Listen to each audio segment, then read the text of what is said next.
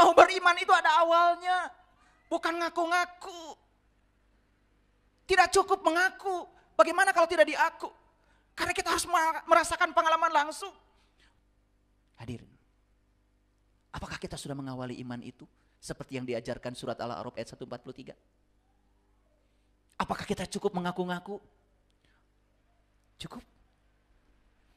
Untuk mencapai pengalaman rasa, tidak perlu pengetahuan tentang baca tulis. Gak perlu itu. Kenapa? Mata yang dipakai pun bukan mata yang ini. Namanya mata kolbu. Bahkan orang yang tidak sekolah pun bisa. Saya anak kiai. Dari kecil sangat kental dengan agama. Dari kecil di lingkungan beragama. Betul? Saya merasa saya ini dari kecil sudah jadi orang beriman. Kemana-mana baju saya koko. Ya baju takwa itu. Saya gak lepas peci. Begitu saya sudah besar, saya melakukan pencarian.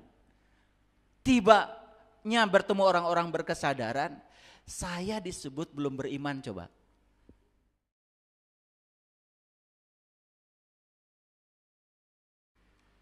Musa jatuh pingsan. Bukan pingsan seperti yang digambarkan oleh kita. Musa itu tidak sadar diri dengan segala urusan-urusan yang selain Tuhan. Dia menyatu manunggal, tauhid. Merasakan kehadirannya. Dan ketika Musa sudah sadar lagi, dikatakan di ayat itu. Ketika Musa sudah sadar lagi, apa yang dikatakan Musa? Qala subhanaka tubtu ilaika. Wa ana awalul mu'minin. Maha suci Engkau ya Allah. Aku kembali kepadamu. Dan inilah awal aku beriman. Nabi Musa saja mau beriman itu ada awalnya. Bukan ngaku-ngaku. Tidak cukup mengaku. Bagaimana kalau tidak diaku? Karena kita harus merasakan pengalaman langsung. Bagaimana kita bisa bilang durian itu lezat, durian itu manis, durian itu wangi. Kalau Anda belum pernah menyentuhnya. Silakan hadirin, baca ayat itu. Saya kalau baca ayat itu enggak tahan, pengen menangis. Terutama di akhir ayat itu Nabi Musa mengatakan, Qala subhanaka tubtu ilaika wa ana awalul mu'minin. Maha suci Engkau ya Allah. Aku bertobat kepadamu, aku kembali kepadamu. Dan inilah awal aku beriman. Nabi Musa yang sudah bertajali kepada Allah. Allah sudah bertajali pada dirinya Musa. Itu saja tidak mengatakan dirinya orang beriman. Ini awal aku beriman. Dan beliau tidak mengatakan aku orang beriman. Tidak. Ini awal aku beriman. Hadirin. Apakah kita sudah mengawali iman itu? Seperti yang diajarkan surat Al-A'raf ayat 143. Apakah kita cukup mengaku-ngaku? Cukup? Sekarang terjawab siapa mereka itu? Terjawab siapa mereka itu? Dikatakan kepada mereka, berimanlah kamu sebagaimana orang lain telah beriman. Mereka menjawab, akan berimankah kami sebagaimana orang bodoh itu telah beriman? Orang yang mengaku beriman, orang yang merasa sudah beriman, padahal dia belum beriman. Disuruh beriman beneran sama Allah, malah menyebutnya, haruskah aku beriman sebagaimana orang bodoh itu telah beriman? Tetapi Allah menjawab, ala innahum humus sufaha walakin la ya'lamun. Ingatlah, sesungguhnya kamulah yang bodoh. Cuman kamu tidak tahu. Ketangkap? Jadi siapa orang bodoh di sini? Siapa orang bodoh? Orang bodoh itu orang yang mengaku-ngaku beriman, padahal tidak. Padahal bukan, cuma ngaku doang. Maka di Quran dikatakan orang bodoh. Beda nggak? Orang bodoh menurut kitab suci dengan orang bodoh menurut masyarakat luas. Kan menurut masyarakat luas orang bodoh itu yang gak sekolah. Betul? Orang bodoh itu yang tidak kuliah, yang tidak punya gelar, kan begitu. Dan dikiranya masyarakat menganggap orang yang gelarnya sederet itu orang yang tidak bodoh. Paham ya? Padahal menurut kitab suci bisa jadi termasuk orang yang bodoh. Apalagi ketika ilmu yang tinggi itu malah membuat dia seperti ini. Bukan semakin terbuka, malah semakin tertutup. Merasa paling bisa, merasa paling tahu. Makin bodoh. Ngajarin orang yang kayak gitu tuh yang paling susah. Ngajarin orang yang tidak tahu, tetapi dia tidak tahu bahwa dia tidak tahu. Tetapi dia sok tahu, seperti orang yang tahu. Tiap hari kerjaannya memberitahu, padahal dia juga tidak tahu. Cuma dia tidak tahu kalau dia tidak tahu. Ngasih tahu yang semacam itu sulit. Yang gampang dikasih tahu itu orang yang tidak tahu. Tapi dia tahu kalau dia tidak tahu, gampang dikasih tahu. Karena dia tahu kalau dia tidak tahu, dia membuka dirinya. Kepalan tangan keangkuhannya dilepaskan. Ajarkan saya pengen tahu. Makanya belajar spiritual itu hadirin harus umi. Belajar spiritual itu harus umi. Awas. Mengartikan Nabi Muhammad itu Nabi yang umi, hati-hati. Kan selama ini kita mengartikan Nabi Muhammad, Nabi yang umi itu gak bisa baca, gak bisa tulis, begitu? Awas, jangan menghinakan Nabi kita sendiri. Nabi kita itu saudagar, pebisnis. Tidak mungkin saudagar, pebisnis tidak bisa baca tulis. Karena tidak mungkin secara syariah beliau melakukan bisnis, transaksi tanpa ada tulis menulis. Bahkan dalam hadis-hadis dikatakan, justru beliau itu sangat hati-hati ketika berbisnis, bertransaksi, hitam di atas putih. Berarti beliau nulis dong. Berarti beliau bisa baca dong. Nah, uminya beliau tuh di mana?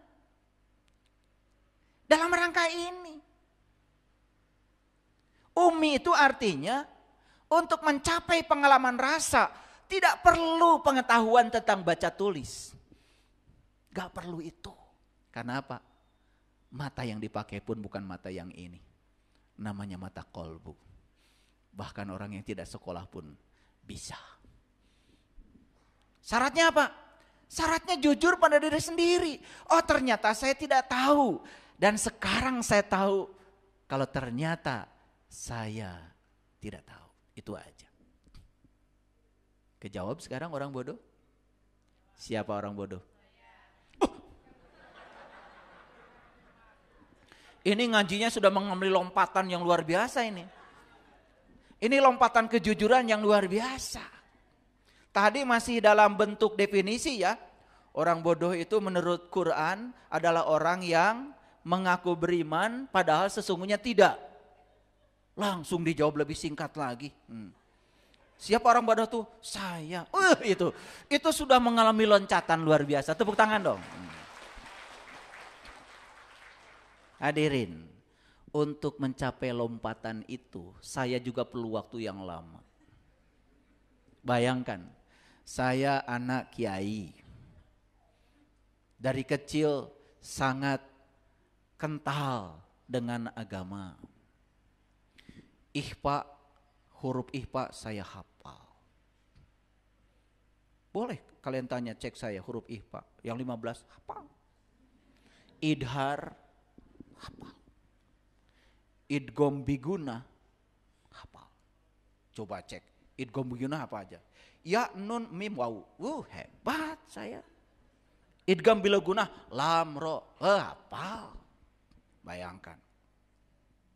Dari kecil di lingkungan beragama. Betul? Saya merasa saya ini dari kecil sudah jadi orang beriman. Kemana-mana baju saya koko. Ya baju takwa itu. Saya gak lepas peci. Makanya kenapa saya lepas peci? Pusing saya kalau pakai peci. Jadi supaya saya nggak pakai peci itu supaya ini terus, ihram terus. Kan kalau kita sudah menjatuhkan niat untuk ihram, nggak boleh ada tutup kan? Makanya saya nggak pakai tutup. Biar akses saya pada ilmu yang tinggi tidak tertutup. Itu maksudnya. Jangan ikut-ikut saya ya.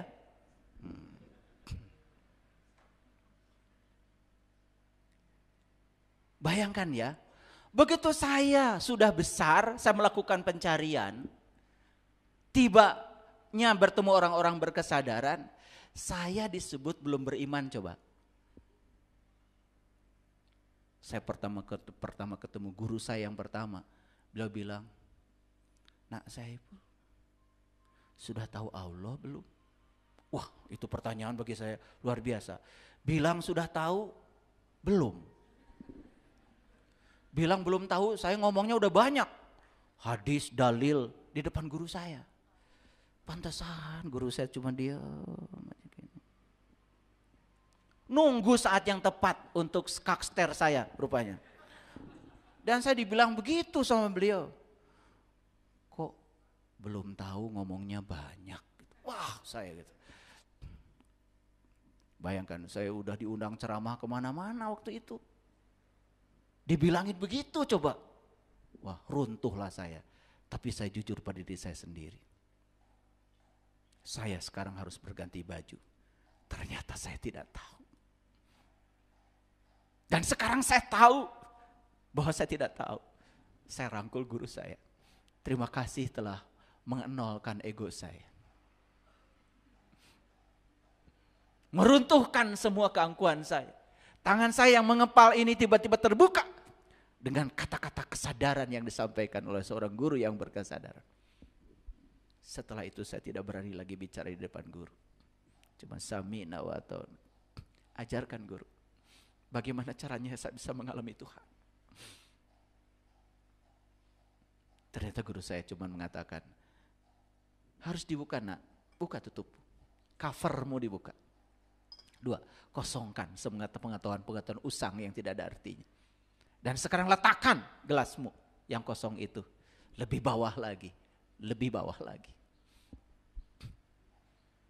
Pantes ya. Waktu Nabi Musa mengatakan, Inni wajahtu wajhalilladzi fataras samawati wal ar hanifan. Hanif. Letakkan dirimu serendah-rendahnya. Wa ma ana minal musyrikin. Baru kamu akan terbebas dari dosa syirik. Syirik itu tidak tahu Tuhan. Menduakan Tuhan gara-gara tidak tahu Tuhan. Satu-satunya obat syirik adalah tahu Dia. Makanya siapa yang kenal dirinya? Dia kenal Tuhan. Hadirin. Ketika saya tanya, siapa orang bodoh itu? Tadi langsung, saya. Itu lompatan kejujuran yang luar biasa, mahal itu. Karena banyak masih murengkel di sini.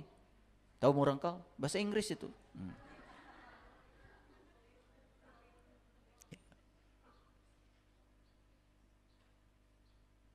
Kata Dul Sumbang, ningali aing susah, sia senang. Ningali aing senang, sia susah. Aing moyan, sia anu hareudang. Aing beunghar, sia anu jangar. Betul enggak? Aing sukses, sia anu stres. Itu lagu bagus sekali, itu lagu favorit saya. Keren itu lagu itu, penyakit hati. Nah kalau masih ada penyakit hati ya, merasa paling benar, merasa paling soleh, merasa paling suci, didandani tubuh dengan kain yang disebut suci oleh dirinya, makin tertutup terhadap pandangan orang lain, sangat berbahaya. Makanya kuncinya sederhana hadirin, jujur aja pada diri sendiri. Sudah ketemu sekarang orang bodoh? Oh ternyata orang bodoh itu siapa? Luar biasa ya, luar biasa. Yang sebelah sana nggak ada suaranya, sebelah sini aja. Keren ya. Saya senang sekali. Nah, hadirin. Ngaji yang berkesadaran itu begitu. mendobrak semua ego kita, diri palsu kita. Lalu kita mau mengubah diri. Gak apa-apa. Saya disebut orang bodoh juga saat ini. Karena orang yang menyatakan dirinya bodoh saat ini, dia punya masa depan. Tapi orang yang tidak mau jujur pada diri sendiri hari ini, tidak punya masa depan. Gak punya masa depan. Yuk kita lihat ayat berikutnya. Ini Quran surat Al-A'raf ayat 199. Khudil afwa wa'mur bil urfi wa'arid anil jahilin.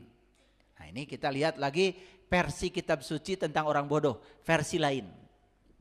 Nah menurut Quran surat Al-A'raf ayat 199, jadilah pemaaf, suruhlah orang untuk mengenal.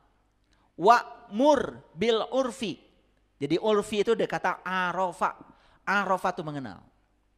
Jadi sebetulnya ayat ini terjemahannya khudil afwa, jadilah pemaaf.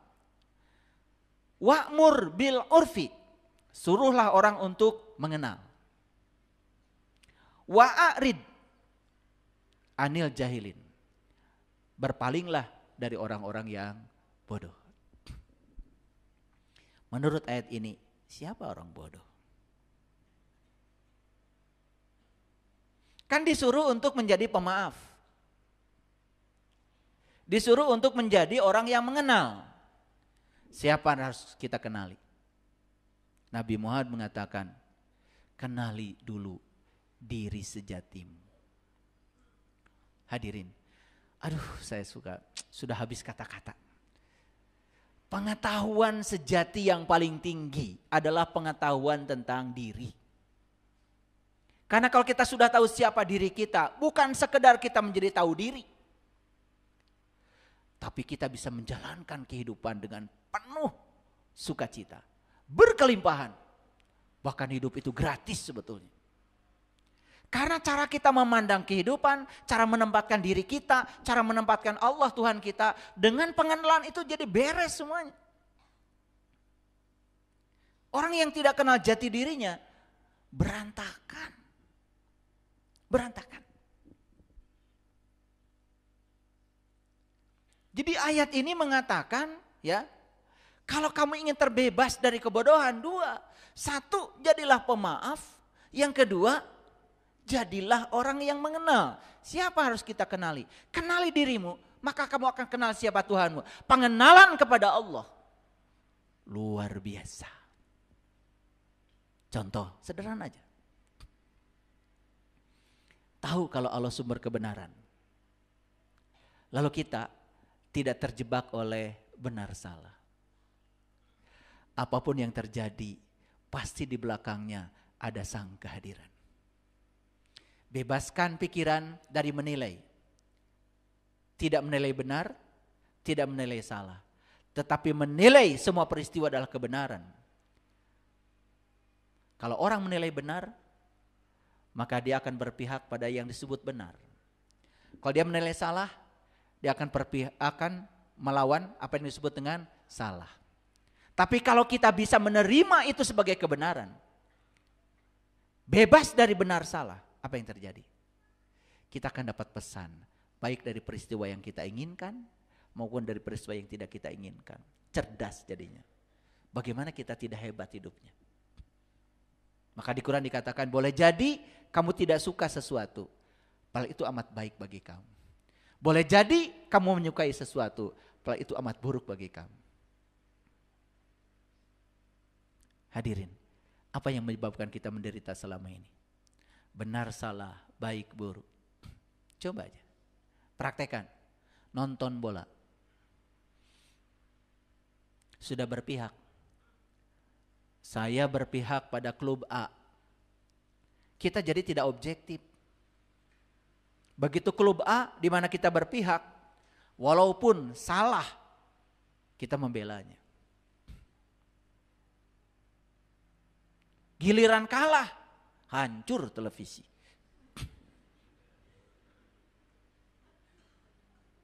Mending cuman hancur televisi, masuk rumah sakit, stroke.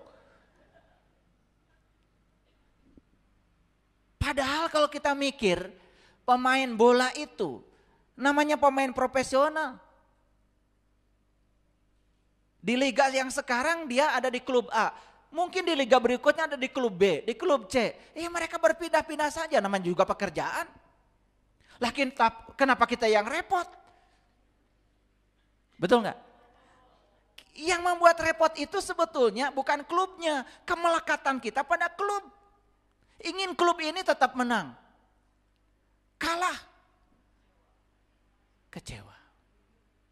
Kalau menang, sombong, turun ke jalan. Betul nggak? Inilah ketika kita terjebak benar salah, baik buruk, kita jadi tidak berlaku adil.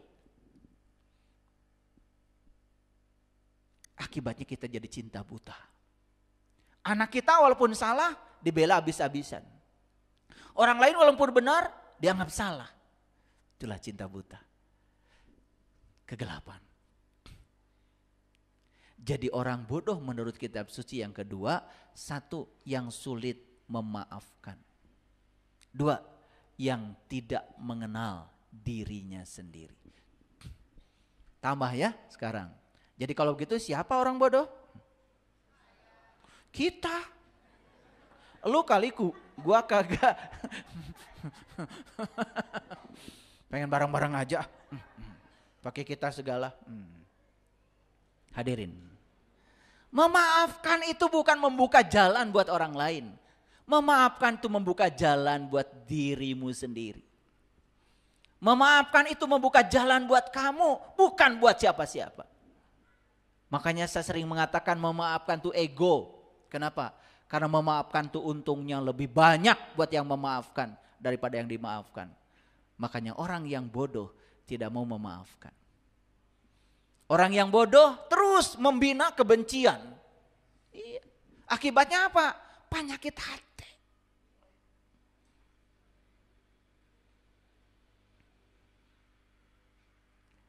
Aing susah. Sia senang. Aing senang. Sia susah. Aing beunghar. Sia jangar.